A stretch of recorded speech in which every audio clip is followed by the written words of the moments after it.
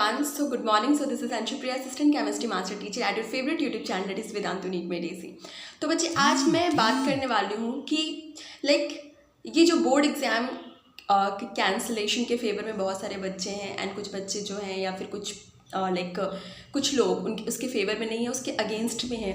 तो इसका क्या पॉजिटिव या नेगेटिव एस्पेक्ट्स हो सकता है अगर ये बोर्ड एग्ज़ाम को कैंसिल किया गया या फिर नहीं किया गया। ठीक है बच्चे, तो हम दोनों के पॉजिटिव या नेगेटिव एस्पेक्ट्स की बात करेंगे। ठीक है, तो देखो बच्चे, अभी कोविड के केसेस बहुत ज़्यादा बढ़ रहे हैं, बहुत ज़्यादा मतलब पीक पे जा रहा है किसी किसी शहरों में। तो ऐसे केस में बोर्ड एग्ज़ाम का लेना बहुत ज़्यादा जानलेवा हो सकता है। ठीक है, तो अगर ऐसे केस में अगर गवर्नमेंट कंडक्ट करती भी है एग्ज़ाम तो ये बहुत खतरों से खाली नहीं होगा। ठीक है, तो ऐसे केस में बोर्ड एग्ज़ाम का ना होना ही बेटर होगा। ये कैंसिल हो जाए, ये फिर ये जिस चीज़ के चीज़ों के फेवर में बहुत सारे लोग हैं वो अभी बेटर डिसीज़न है वो। चलो फिर ये तो बात हुई कि बोर्ड एग्ज़ाम अगर कैंसिल होती है तो फिर उसके फ़ायदे क्या हैं। ठीक है, तो देखो बच्चे, जो आपका 1 जून को रिव्यू होने वाला है सारी चीज़ें कि बोर्ड एग्ज़ाम होना चाहिए या फिर नहीं होना चाहिए। और कभी भी ये जो डिसीज़न लिया जाएगा बोर्ड एग्ज़ाम के होने का, वो 15-20 दिन का टाइम, तो जब आपका कोई डिसीज़न पास भी होगा उसके बाद भी आपको 15-20 दिन का टाइम मिलेगा कि जब आपकी डेट शीट मतलब जो आपके डेट होंगे बोर्ड एग्ज़ाम के और फिर डिसीज़न लेने के और डेट आने के बीच में आपके डेट जिस दिन से आपका एग्ज़ाम होगा उनके बीच में आपका 15-20 दिन का टाइम तो होगा ही। ठीक है, तो वो होते होते आई गेस कि अगर होता भी है तो फिर जुलाई में रखा जाएगा एग्ज़ाम को, तब तक शायद कुछ कोविड के केसेस कम हो जाए। अब देखो बच्चे, जैसे 10th का एग्ज़ाम को तो बहुत जल्दी कैंसिल कर दिया गया था विदाउट एनी डिसीजन, मतलब विदाउट एनी ज़्यादा झंझट लिए जो है एक बार में ही बोला गया कि चलो ठीक है, उनका इंटरनल असेसमेंट पे बेसिस पे मार्क्स मिल जाएगा। ठीक है, लेकिन 12th एग्ज़ाम के बोर्ड के जो को पोस्टपोन किया जा रहा है लेकिन उसे कैंसिल नहीं किया जा रहा है। ऐसा क्यों किया जा रहा है, ये क्वेश्चन भी तो आपके माइंड में हो रहा होगा ना।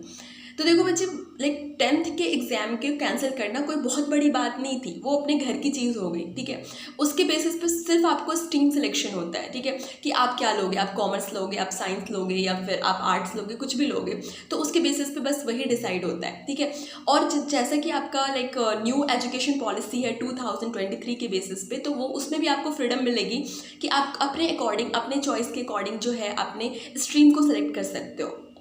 ठीक है, लेकिन और फिर अगर वो 2023 से हो रहा है तो इससे अच्छा है कि 2022 से ही हो जाए वो चीज़ें, तो वो कोई बहुत बड़ी बात नहीं है कि उससे 10th के एग्ज़ाम को कैंसिल करना। लेकिन वहीं पे 12th के एग्ज़ाम को कैंसिल नहीं किया जा रहा है, उसे पोस्टपोन किया जा रहा है। इतने सारे ट्वीट्स के बाद भी गवर्नमेंट ये डिसीजन नहीं ले पा रही है। कुछ लोग उसके अगेंस्ट में है, कुछ लोग उसके फेवर में है कि उसे कैंसिल कर देना चाहिए।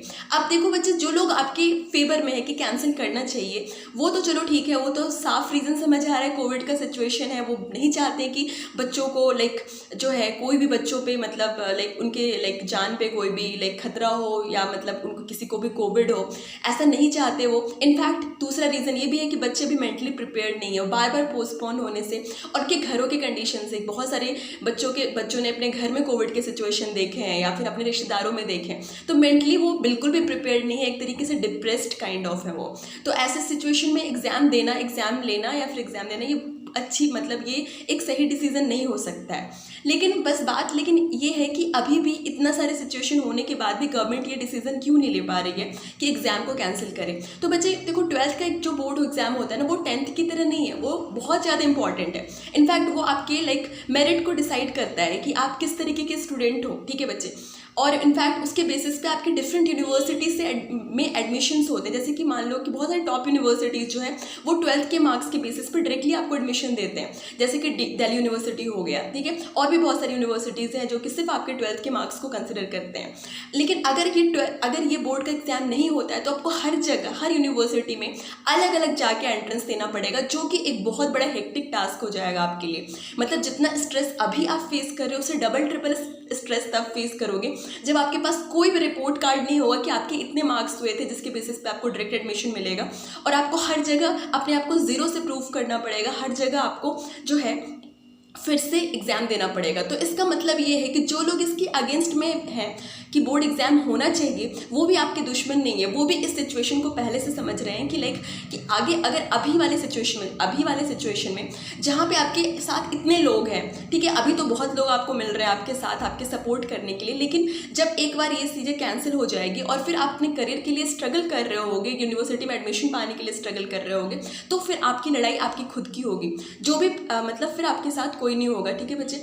और जो चीज़ आप अभी प्रिपेयर करोगे, इनफैक्ट अगर आपका एग्जाम नहीं भी होता है और जो आप अभी प्रिपेयर कर रहे हो, तो वो आपको तभी भी काम करेगा कि आप अपने एंट्रेंस को क्लियर कर पाओ, ठीक है। तो इक्वल पॉसिबिलिटी बन रहा है। अगर आप 12th के एग्जाम को देते, बोर्ड एग्जाम को देते, तो आपके लिए थोड़ा सिचुएशन ईजी हो जाता। बहुत सारी यूनिवर्सिटी डायरेक्टली एडमिशन करते हैं, इनफैक्ट सिर्फ इंडिया में नहीं, फॉरेन कंट्रीज में भी जो यूनिवर्सिटी में आप एडमिशन पाते हो, तो वहाँ पर आप 12th के मार्क्स को कंसिडर किया जाता है। तो उसके लिए तो ये रीज़न है कि आपका जो ये कुछ लोग जो इसके अगेंस्ट में हो रहे हैं, तो उनका ये कंसर्न है कि अगर आपके एग्जाम नहीं लिया गया, तो आपको फिर बहुत ज़्यादा हेक्टिक सिचुएशन को फेस करना पड़ेगा और इसका जो स्ट्रेस होगा अभी वाली सिचुएशन से भी ज़्यादा होगा, जब आपको हर जगह जाके एंट्रेंस एग्जाम देना पड़ेगा। अभी देखो, कुछ बच्चे जो होते हैं नीट या जेई का प्रिपरेशन करते हैं, उनके लिए तो ठीक है कि चलो ठीक है, वो एंट्रेंस देंगे, वैसे भी उनको देना ही था। लेकिन कुछ बच्चे ऐसे होते हैं जो 12th के बोर्ड पर टोटली डिपेंडेंट होते हैं कि उनका बोर्ड का एग्जाम होगा, उसके मार्क्स आएंगे और उसके बेसिस पे वो यूनिवर्सिटी में एडमिशन लेंगे। तो उनके लिए बहुत ज़्यादा ये डिफिकल्ट सिचुएशन हो जाएगा कि उनको हर जगह जाके एंट्रेंस देना पड़ेगा, ठीक है बच्चे।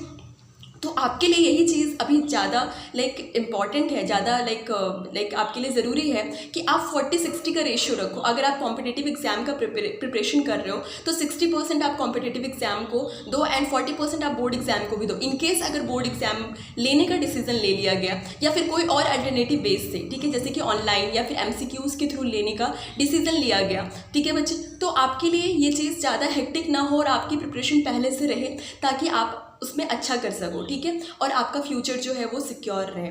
और देखो, मेरे अकॉर्डिंग तो अभी ये डिसीजन, देखो पहले तो जब बिल्कुल यही बात है कि अगर जान है तो जहान है, अगर आप सेफ रहोगे तभी कुछ आगे भी कर पाओगे।